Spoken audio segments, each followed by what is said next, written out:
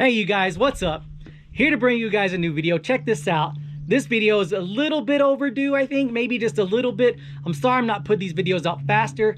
I just, between writing and things going on and trying to get to the editing process and all that stuff, y'all know it just takes some time. But listen, we are talking about the Specialized Enduro.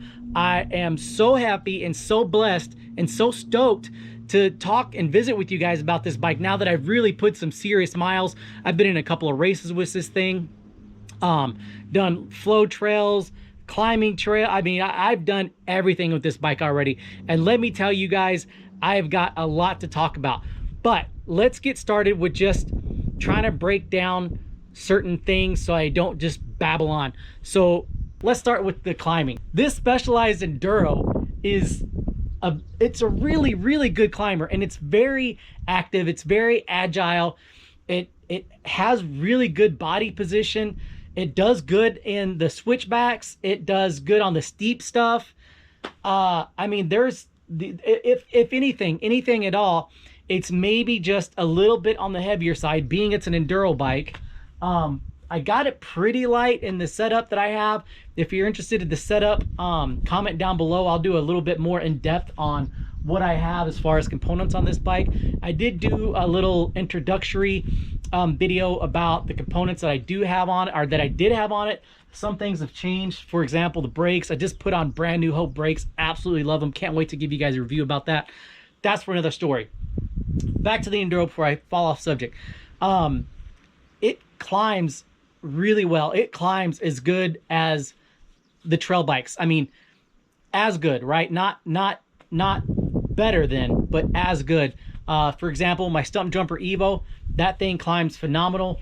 This thing, I mean, if that thing climbs at an 8 for a trail bike, this thing climbs at a 7.5. I mean, it just climbs that good. It doesn't like slow down.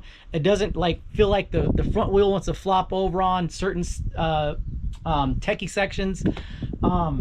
I don't have anything negative to say, other than maybe a little bit of the weight that you can feel whenever you're going up. I have climbed the bike with the switch, the climbing switch off and on. If I'm doing a long fire road, why not? I flip that thing off, get up the fire road, flip it back on, bomb the trails back down. It's there to be used. Most of the time I actually forget about it and I just ride it, and it does fine the way that it is. Absolutely a beast of a bike, man. Absolutely love this thing. Now keep in mind, guys, that this build that I have, if you're new to the channel, this isn't how this bike comes. It originally came as basically a comp model, specialized comp model. The only thing that's left over is the shock. That's going to get changed over from an air to a coil, and really soon here.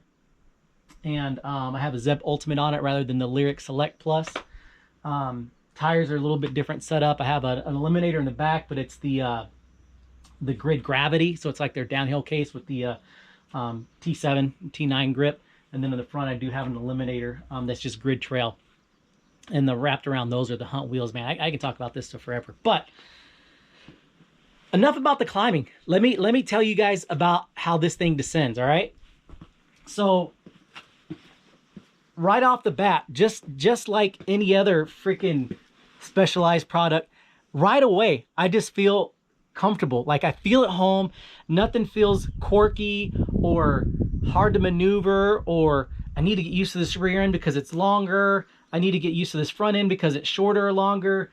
The head tube angle is kind of weird. I mean, none of that stuff. I mean, absolutely, from the very first time that I hopped on this bike after getting it built up, it just felt like, honestly, it kind of felt like a slightly bigger Stump Jumper Evo. Now, my Evo is an S2. I do have this Specialized Enduro. This is an S3 build. And I want to talk to you guys just a little bit about that real quick. If this was going to be my only bike, my one quiver bike, I can only afford to have this bike. I am 5'8". I would, if my life depended on trail riding and doing an enduro race here and there, I would probably go with the S2 in the Enduro. I'm lucky because this is an S3 and I do Enduro racing. If my main goal in life was to do Enduro racing, I would definitely size up to the S3, which is what I have. Now go back to the Stump Jumper Evo. It's an S2. Totally happy with it being an S2 because that is my one and only trail bike. Now, with that being said, if that was going to be my one and only bike, and I favored more on the trail side of things than Enduro racing, I would stay with the S2.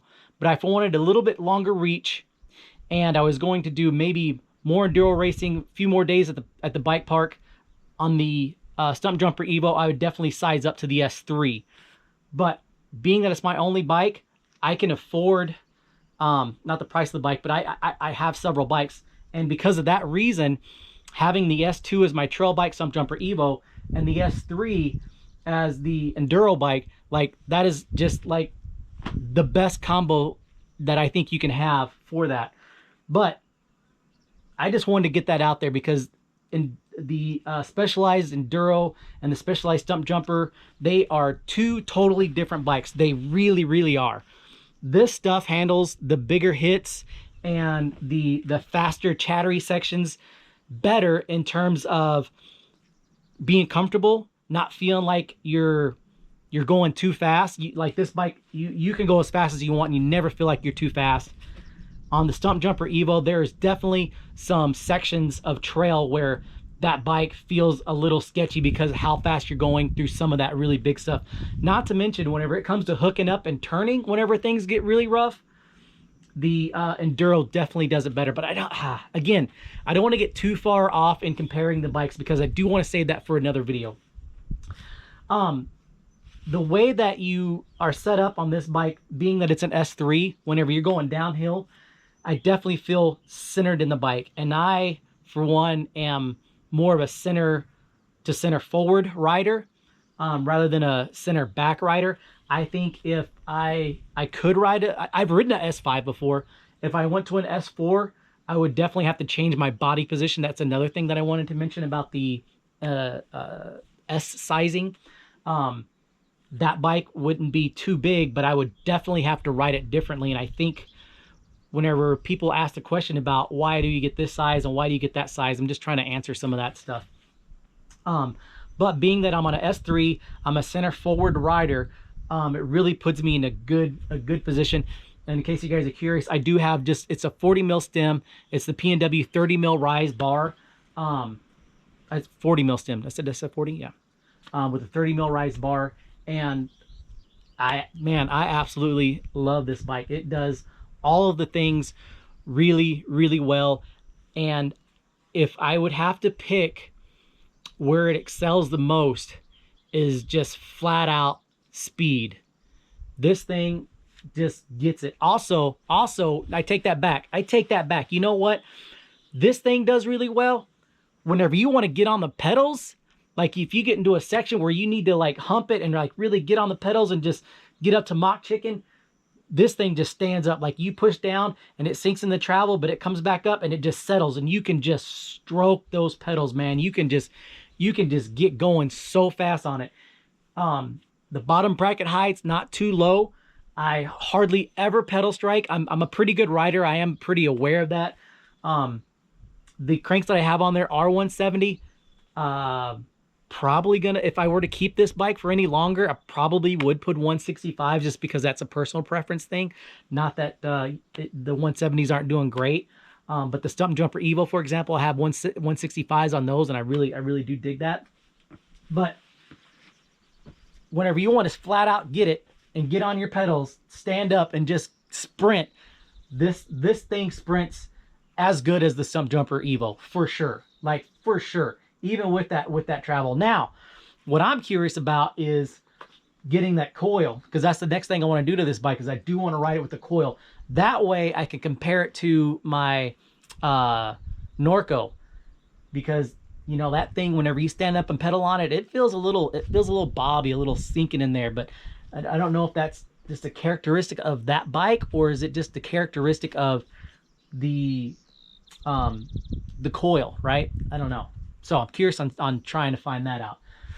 But golly, man, if you're looking, who's the bike for? Let's get to that. All right. So everything's good. Everything's good on the bike. There's nothing bad about the bike, right? So with that being said, who is this bike for, right? It's for people exactly like me. I do a lot of bike park days. I do a lot of enduro riding trails and enduro racing. And being that this is an enduro bike, that's who this bike's for. That's who this bike's for.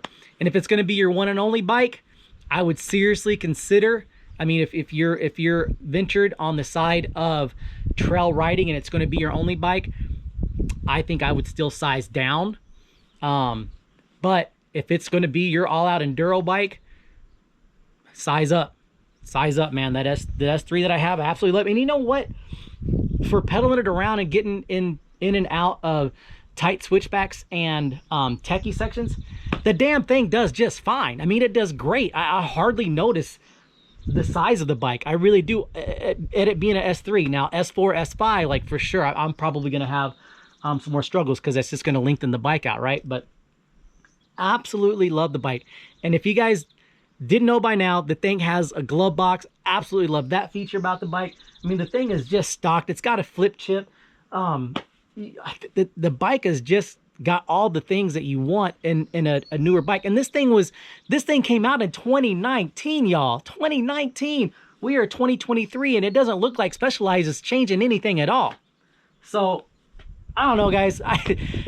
Like I said, it's kind of like a midterm review. I don't want to say it's a long-term review, even though I've put over 500 miles on this. Yeah, over 500 miles, maybe even over 700 miles. I should look on this bike, and I love it. I absolutely love it. I would have no problem with this bike being my one and only bike. But with that said, guys, that's all I had to visit with you guys about today. I'm going to get down the trails. Peace out. Go ride your bike.